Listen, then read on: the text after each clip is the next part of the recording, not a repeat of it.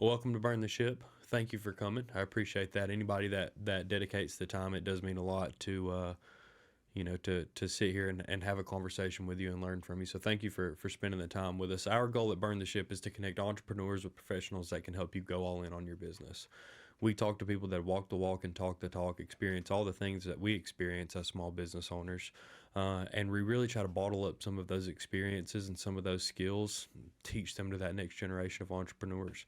Everywhere that myself and our guests have walked and made mistakes and learned from, we want to shorten that learning curve for as many people as possible. So, again, appreciate you being here, my friend. Why don't you go ahead and introduce yourself and your business? Tell us a little bit about yourself.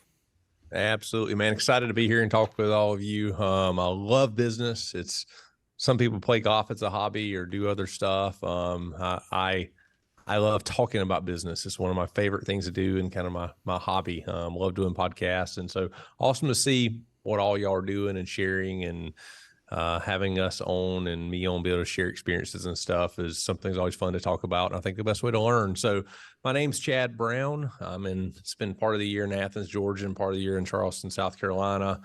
By career and education, I own a CPA and tax firm. It's what I went to UGA for and what I've been doing for 25 years. It's called Brown and McCook. And we're a little unique. We exclusively only serve business owners and small business owners. Our entire firm is built around serving the small business client and everything from taxes, tax planning to LLC creation, startup, consulting, CFO type services. And just we are a small business and at heart, I'm an entrepreneur and a business owner. And so that's who I love to serve and work with. And then through that, I have owned over, at this point, probably 25 different businesses. I've bought and sold businesses. I've started a lot of stuff. I own 8 or 10 different businesses now.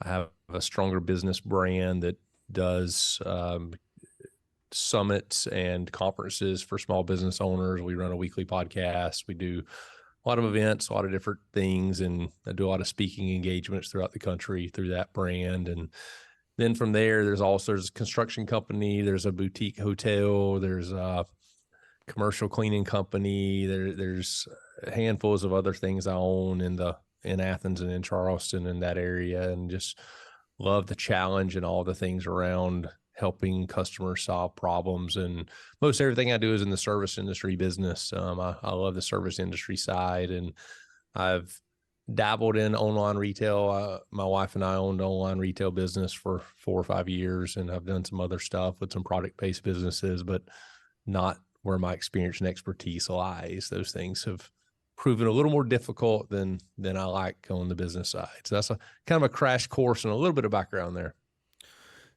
Tell me where like that entrepreneurship bug comes from.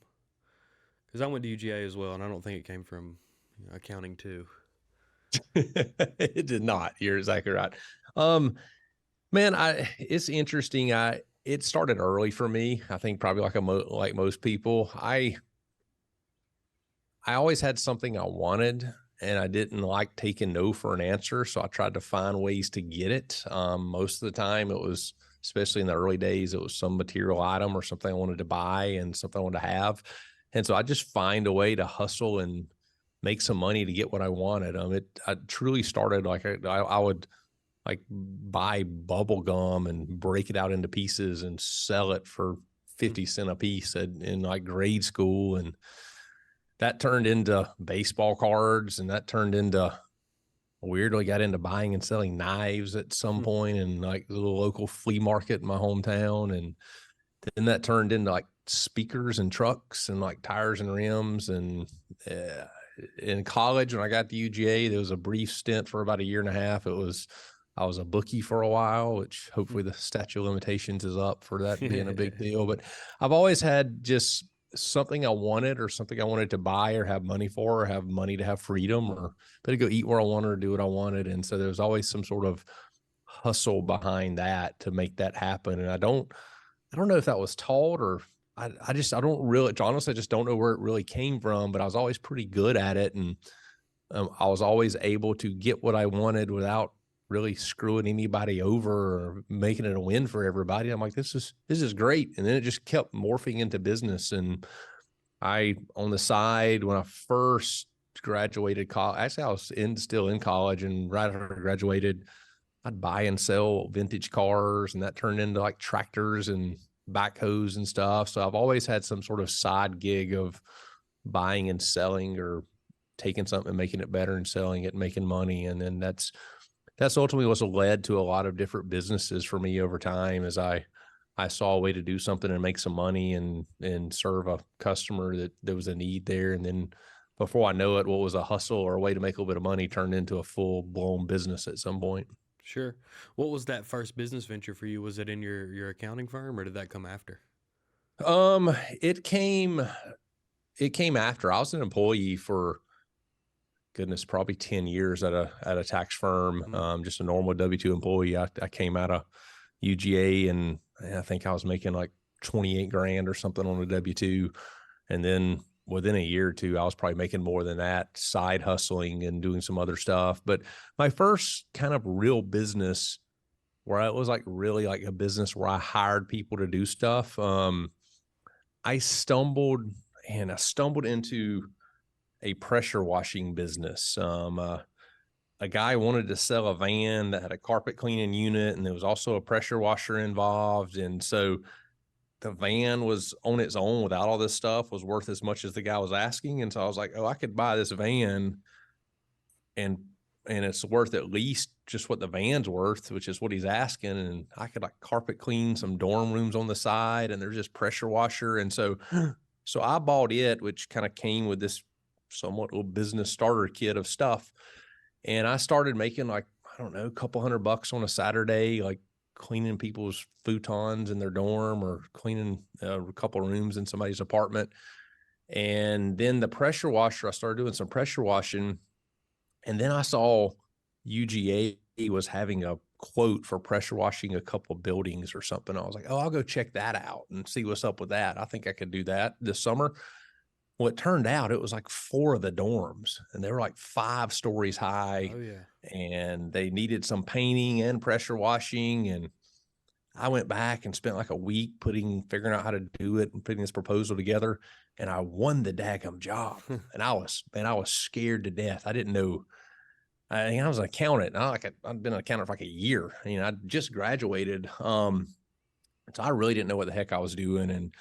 And so I found a painter, and he knew some people, and I figured I could rent these lifts that would go up like 50, 60, 70 feet in the air. And I was petrified, because I thought, like, working for UGA and we're on campus, and man, I don't know, we're going to get sued, or somebody's going to come see, we don't know what we're doing, or we don't know the proper safety protocols for this stuff.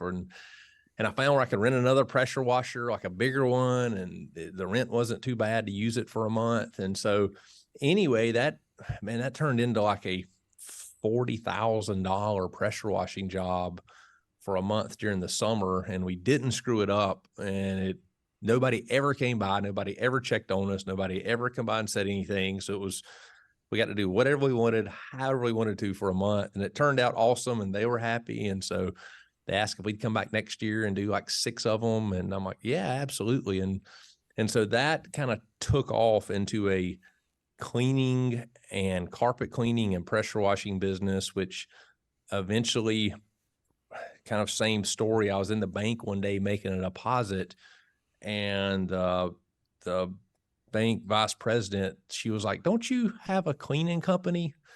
And I was like, kind of. And I had a pressure washing and a kind of a carpet cleaning company. And she asked me that, and I was like, well, kind of. Why do you ask? She's like, well, our banks are bidding out cleaning. Would you be interested in doing our cleaning contracts? And I was like, absolutely. And so I went to this meeting, and it was 5 banks and cleaning them 5 nights a week, and just this full, huge janitorial contract. And again, I didn't know what the heck I was doing. And so I'm like, all right, I'll figure it out and run some numbers. And I turned in a bid, and same thing, I won it. And I'm like, oh God, I got to figure out how to clean 5 banks in like 2 weeks. And so I hired some people, and I cleaned for probably the first year every night. And then that turned into what is our commercial cleaning company now. I think now we have about 140 different accounts, probably 80 something different banks. We're in, I don't know, 20 or 30 counties in Georgia. And we have, I think we just crossed over 95 employees for that company. So Wow. that was my kind of my first legit start of a company that I stumbled into. That's actually one of the ones I still have today and has grown into something pretty tremendous and awesome. Probably about 7 years into that, I brought in a business partner, a friend of mine. He also had a cleaning company, and we went to lunch one day, and I was talking about trying to buy him out, and we were having lunch, and we knew each other through a civic organization, and we said, why don't we just partner up and grow this thing together? And we shook hands right there at lunch and became 50-50 partners and have grown it together ever since. And so he's been a big part of that growth and running the operations of that thing. And I'm more the financial guy behind the scenes. So where did the stronger business brand and the speaking and making content, when did that come into play for you? that came into play. This kind of ties to the retail side of the business. So that came into play about 5 years ago. My wife has been a W-2 employee her entire life. She's an occupational therapist and then a certified hand therapist, and in the medical field and somewhat the top of her field, and went to school for lots and lots of years to get there. And she had the traditional W-2, 9 to 5, high pace, kind of crazy medical world environment of that industry, student loans, all the things that come with that. And through my business side, she started having a desire to get out of that culture and get into something different. And then also have some flexibility, just be able to have a schedule where she wasn't locked down 9 to 5 every day. And honestly, just making a lot of money for somebody else. And so we bought a interior decor sign manufacturing company, and my wife didn't know anything about business other than what she's exposed to from my side. And so we signed up for a business conference in Charleston, and it was a female business conference. It was called Rise Business. It was back in the Rachel Hollis days. Rachel Hollis put it on with it was like 3 days of speakers in a business conference. I had never been to a business conference. I had no interest. I thought I knew everything about business. But I was like, I'll go along as kind of a wingman. My wife won't listen to me. Maybe she'll listen to some stuff here, and they'll tell her what I've been telling her about business. And she'll kind of run this interior decor manufacturing sign company.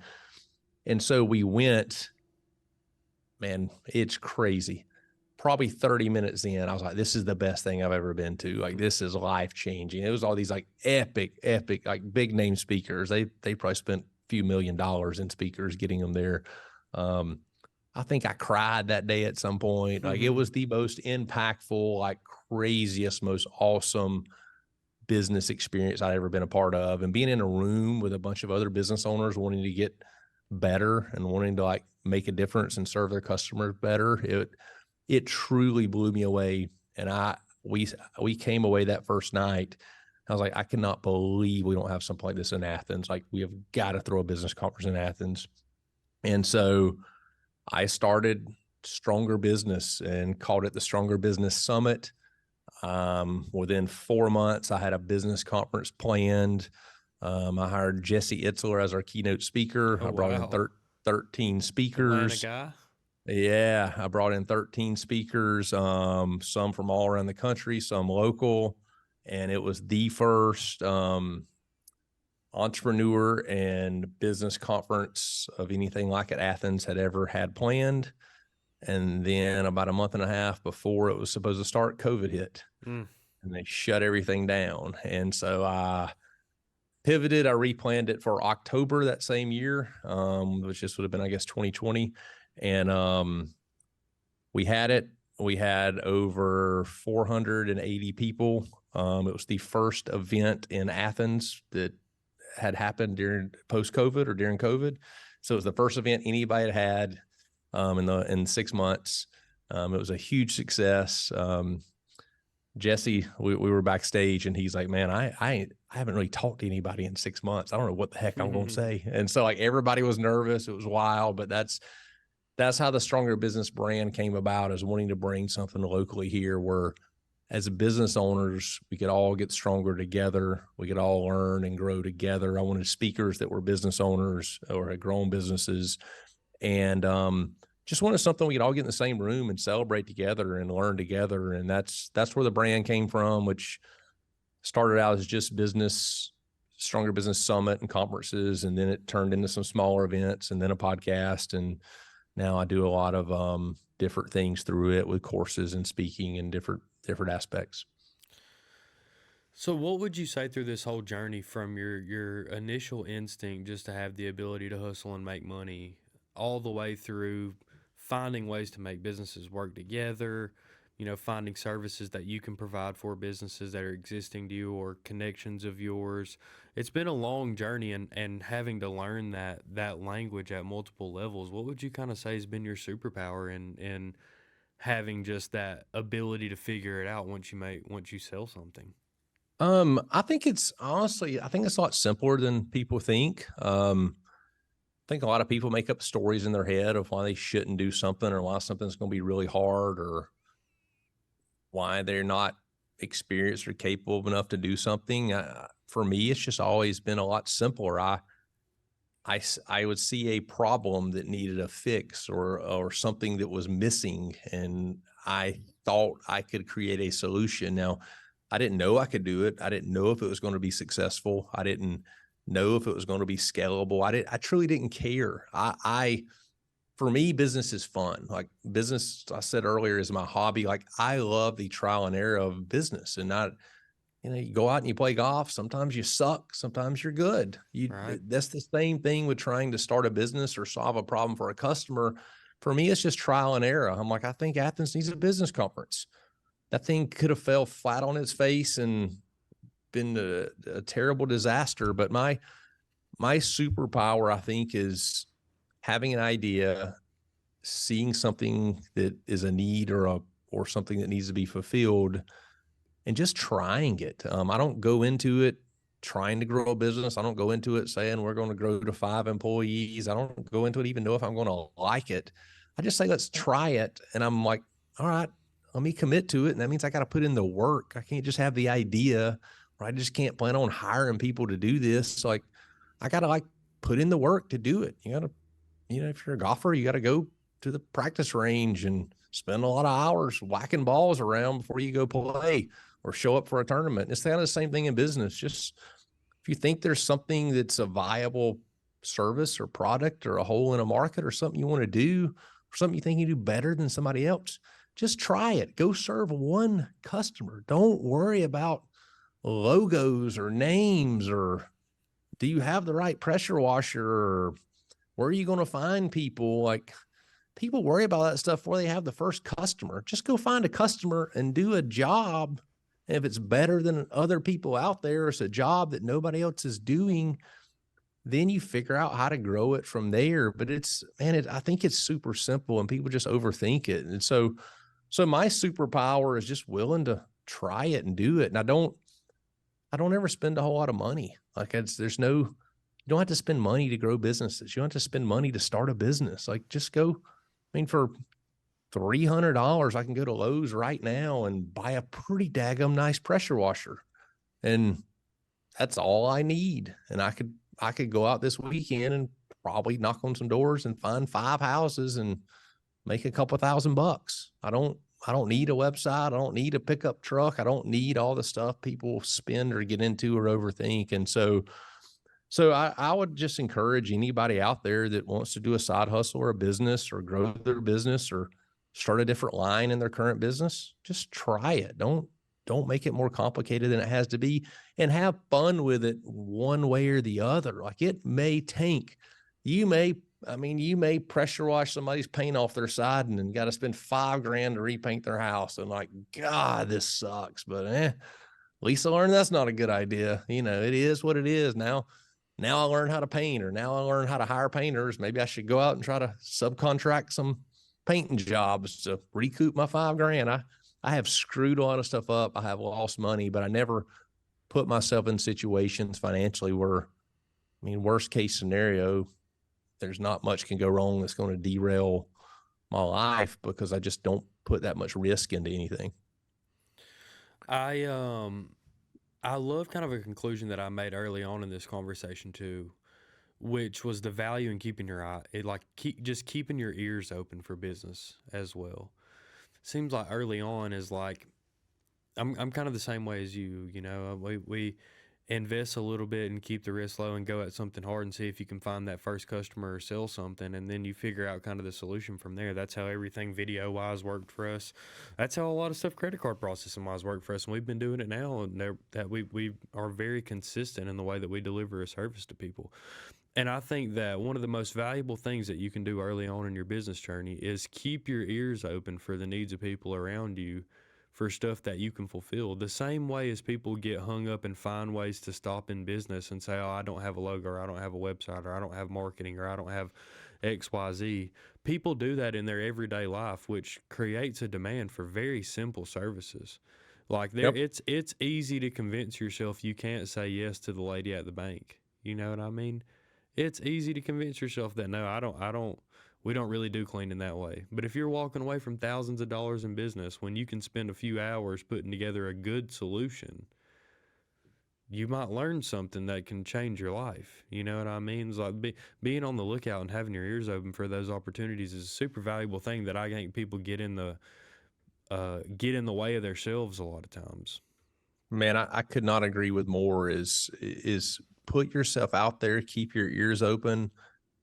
Nothing is going to work out like you think it's going to. There's going to be so many pivots. There's going to be so many changes. Very few things I start end up the same business as I started, but the relationships and the things I'll learn along the way get leveraged and just continue. I mean, there's so many things in business where I started to do one thing and then talking to my customer, building a relationship, they're like, hey, do you do this? Or could you do this? Or, hey, we'd really like to pay you to do this piece too. We can't find anybody to do it. Or, hey, let me introduce you to so-and-so. They may be a good, contractor for you or so. And there's the relationships of just doing multiple stuff, the skills you learn, talking to people, talking to customers, being a good, relationship and business owner.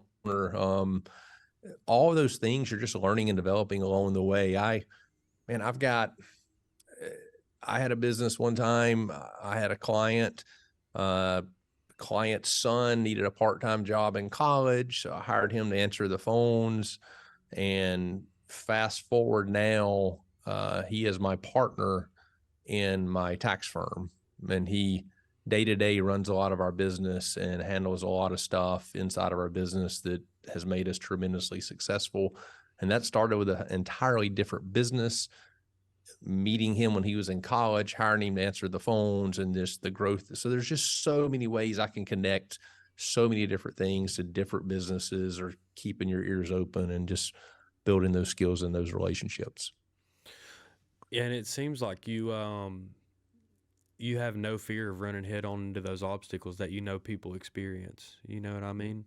Like we talk a lot about what are the big things that you overcome and people deal with specific stuff, but I feel like that's not even the right question to ask you because you have no fear of those things. It's kind of the same way I am. Like we've failed in a lot of different ways. You know, we've messed a lot of stuff up and put version 2, 3, 4.0 together of that same idea and made it work. So it's like the ability to embrace those obstacles and still look for opportunity that's happening around you is just a unique point of view that's so valuable for entrepreneurs that I really can't, reinforce it enough. You know what I mean? So, no, that's a wonderful thing. I appreciate the information that you've given us, my friend. How do people find you if they want to buy something from you? If they want to do business with you, how do they get in touch with you? Sure, I appreciate it. Best place is on Instagram. Chad Brown CFO is where kind of everything connects. I do a lot of tax tips on there. I share a lot of stuff around business and entrepreneurship. Everything connects from Instagram to all my different businesses and links and stuff. And people can reach out. And again, I love business. I love entrepreneurship. I love helping people. So if there's any way I can ever serve anybody or help, or connect people, I'm always happy to. Yeah. Well, I appreciate it, my friend. And the last question I have for you, kind of the way that we end the podcast every time, is burning the ship, right? And I feel like this is a perfect question for you. Is burning the ship to us is going all in on your business and committing to committing to walking that path that it requires you to be a good business owner, committing to failing, committing through going through the things that you experience. Like we said at the beginning of the podcast, is like there's a learning curve, and there's a price to pay for beginning to walk down this road, because you have to acquire some experience, and you have to go through some things, and you just can't forecast everything. So what is that experience like? If you had to sum it up in your own words, what is it like to go all in on your business and commit to walking that path? Sure. So for me, I isolate things into two different buckets. And one bucket, I go all in and I burn the ship. And one bucket, I do not, and I never will. Let's talk about the one that I do not recommend burning the ship. Financially, for me, I never go all in any business, no matter the opportunity. I started out in multiple businesses and multiple side hustles because I did not want to. I would always wanted to have a guaranteed income, which is where my W-2 employee job came in. But I had the vision of, man, wouldn't it be really cool to have 4 businesses making 20 grand each, and I can make 80 grand a year on the side through 4 different businesses. That way, if something happened to one, or I got beat in one of them, or a law passed in one, I like the financial diversity of not putting all my money into one business, or not financially being dependent on one line of income or one business. So I still do that today. I have multiple businesses. I have multiple ways we make money and have income in a lot of different industries. And I just don't like burning that financial ship and going all in one place financially. I think that's too risky, and you don't have to do it. And I think you learn more and make better decisions and are less stressed when you have multiple sources of income. Now, other people will tell you different, but that's how I have played out everything in Spoken my like a life. man with a true financial background. That's exactly right. Now, on the other side, where I do burn the ship, where I do go all in, is when I go into a business, it is not the end all be all. It's not, honestly, it's not my passion of, I want to do this one. I don't want to clean banks forever. Or I'm so passionate about cleaning banks. I don't go all in there. I don't go in all in with my time, my energy. Like, this is going to be me for the next 20 years. I do go all in and say, this will not beat me. I will not lose here. I don't know how long it will take. And I don't know when I will decide this is not for me, or maybe not the best place to spend my time and effort and energy, but I will not let this beat me. I will go all in and commit to, I will figure this out, and I will find a win and make this a business. Now, I may do that and shut it down, or I may decide I got to spend too much money to play in this game and it doesn't make sense. But I will go all in, do committing. I am going to figure this out, and I am going to go all in. This is the place, I think, that separates business owners and people that are ultimately become really successful from those that go back and go other directions. I will commit to do whatever it takes for the customer to win. So I will burn the ship. Everything's on the table for that customer to win and get the outcome. Like, I may have had a $200 pressure washing job. I didn't know what the heck I was doing, and I blew the paint off the house. I will figure out how to spend $5,000 to paint that house so that customer wins. Like, I commit to the customer. I commit to the customer winning, whether I make no money or I lose a shit ton of money. Like, I will not screw over the customer. And that's, for me, probably where I say burn the ship and I go all in. I will deliver on what I told the customer I was going to do and protect them and my reputation above all thing else, financially, time, business, everything. And so that's my answer there. Well, I appreciate the time and the effort, my friend. I really do appreciate you being here. It's not every episode that we get just the experience and the tenure of business that you have, and you get to speak at it from a 30,000 foot level. I mean, I think a lot of people spend a lot of time getting in the weeds, and that just doesn't seem like the type of guy you are, and most certainly not the type of guy that I am is agonizing over the details. So, no, I appreciate it. If you have anything else to leave the audience with, please. But I have covered what I wanted to cover, my friend. Well, that's awesome. This has been fun, man, and I've enjoyed it. And again, really appreciate what y'all are doing. If I were to leave the audience with one thing, it's just take action and try stuff. For me, I just don't want to have regrets. I don't want, man, I wish I'd have tried that. I wish I'd have done this. I wish I'd have had this experience, or I wish I'd have started this business.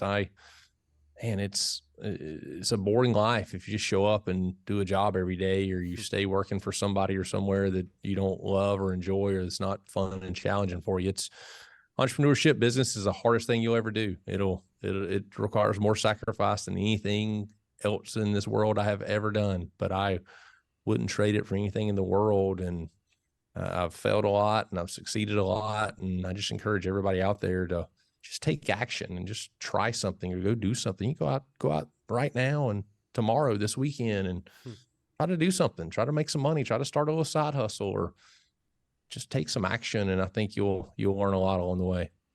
I agree. Well, I appreciate you, my friend. Thanks. I look forward to having you back. Sounds good, man. Y'all have a good one.